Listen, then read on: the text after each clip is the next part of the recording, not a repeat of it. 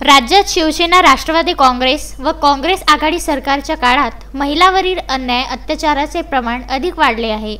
त्यावर नियंत्रण मिळवण्यात राज्य सरकारला पूर्णतः अपयश आल्याचा आरोप करून माहूर भाजपा महिला मोर्चाने 12 सप्टेंबर रोजी तहसीलदार सिद्धेश्वर वरणगावकर यांना निवेदन देऊन राज्य सरकारचा निषेध केला।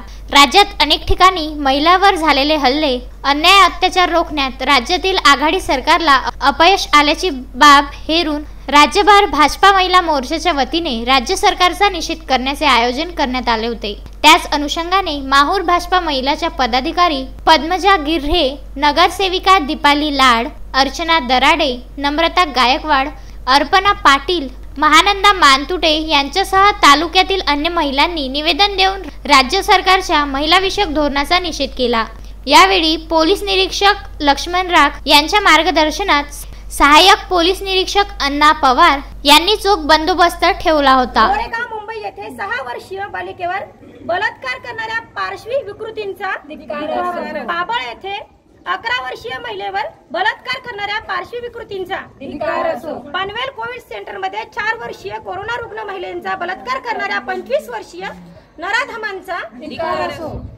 कोल्हापूर येथे अल्पवयीन कोरोना रुग्ण मुलींना विनयभंग करणाऱ्या वार्ड बॉयचा धिक्कार। औरंगाबाद येथे 51 वर्षीय मुलींवर सामूहिक बलात्कार करणाऱ्या नराधमांचा धिक्कार। बलात्कार पीडितेने तक्रार मागे न घेतल्यास तिच्या 10 वर्षीय मुलीला जाळल्याबद्दल या महाआघाडी सरकारमध्ये अशा प्रत्येकी 47 घटना घडत आहेत। हा सगळा प्रकार या सरकारमध्ये जर घडत असेल तर असं आम्हाला नाही वाटत आहे की आम्ही महिला ह्या सुरक्षित असू। आम्हाला सुरक्षेसाठी किंवा सुरक्षित राहण्यासाठी या महाआघाडी सरकारचा आम्ही भारतीय जनता पार्टी माहूरच्या वतीने जाहीर निषेध करत आहोत।